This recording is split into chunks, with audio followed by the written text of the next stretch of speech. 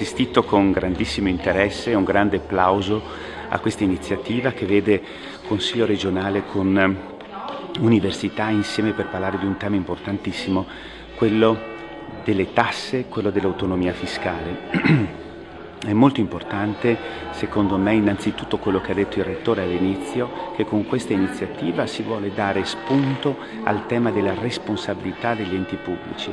Il federalismo fiscale arriva proprio a questo obiettivo qui, quindi questo primo aspetto è fondamentale. Ho partecipato con piacere a questo convegno perché approfondire e ascoltare persone estremamente esperte è sinceramente molto utile a un amministratore locale per poi condividere con i propri concittadini questa proposta che trovo estremamente interessante e che spero stia affrontando un iter che faccia sì che, smussando magari eventuali criticità che potevano esserci state nel passato, abbia un esito questa volta positivo per il bene veramente delle amministrazioni, degli enti locali e regionale. La Regione si troverebbe nelle mani delle disponibilità rispetto alle quali il cittadino sarebbe in grado di verificare l'entità del prelievo, la causa del prelievo e dopo evidentemente potrebbe seguire il circuito della spesa e quindi giudicare in modo responsabile. È un tentativo che serve a dare autonomia in funzione della responsabilità. Sarà anche strano, ma perché questo è lapalissiano, no? Sarebbe dovuto fare, non si è mai voluto fare, perché i cordoni della borsa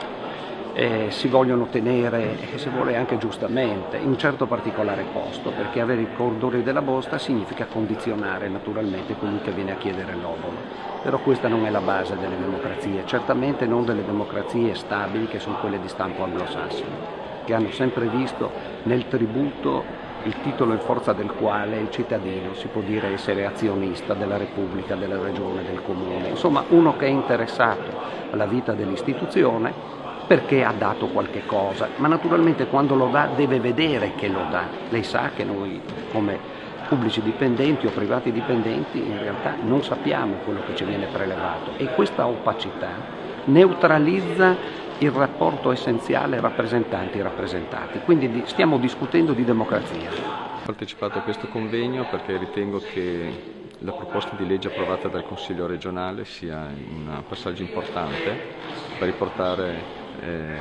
possibilità di gestione all'interno di una regione che merita e che purtroppo il sistema